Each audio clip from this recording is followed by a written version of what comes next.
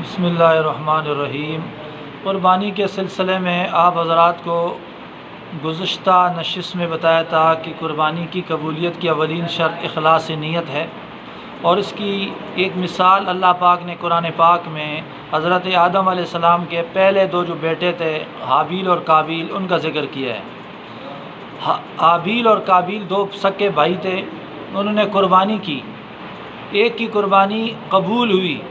اس وقت ان کی شریعت میں قربانی کی قبولیت کی نشانی یہ ہوتی تھی کہ جس کی قربانی قبول ہوتی تھی آگ آ کر اس کو کھا جاتی تھی،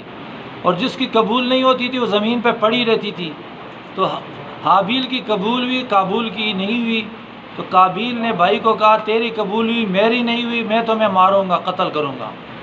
اس بھائی نے کہا اگر آپ مجھے قتل کریں گے تو میں تو نہیں کر سکتا، کیونکہ اس دھرتی پر یہ پہلا قتل ہوگا، اور میں نہیں چاہتا کہ ایک نیا رسم رواج لوگوں کو متعارف کراؤں تاکہ کل جو لوگ قتل کریں گے اس کو گناہ بھی پھر مجھے ملے گا۔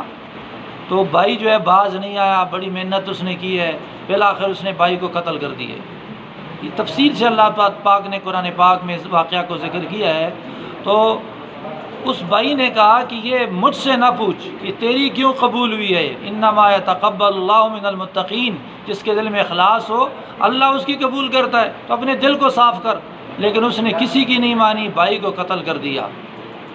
اللہ تعالیٰ فرماتے ہیں کہ اس دنیا میں جو آدمی اچھے کام کی بنیاد رکھے گا تو جتنے لوگ اچھائی کریں گے اس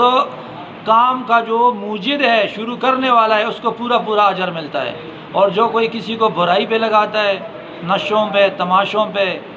برائی بے حیائی کے راستے پہ لگائے گا تو وہ گناہ کرے گا، اس کو بھی ملے گا، جس نے اس کو اس گناہ پہ لگایا اس کو بھی پورا پورا حصہ جو ہے وہ ملتا ہے۔ تو حضرت آدم علیہ السلام کے یہ شروع کے دو بیٹے تھے، تو اس قتل کا گناہ اسے ملا قابیل کو، لیکن جتنے لوگ اب قتل کریں گے نا، حدیث میں آتا ہے اس کا حصہ قابیل کے کھاتے میں بھی پڑتا ہے۔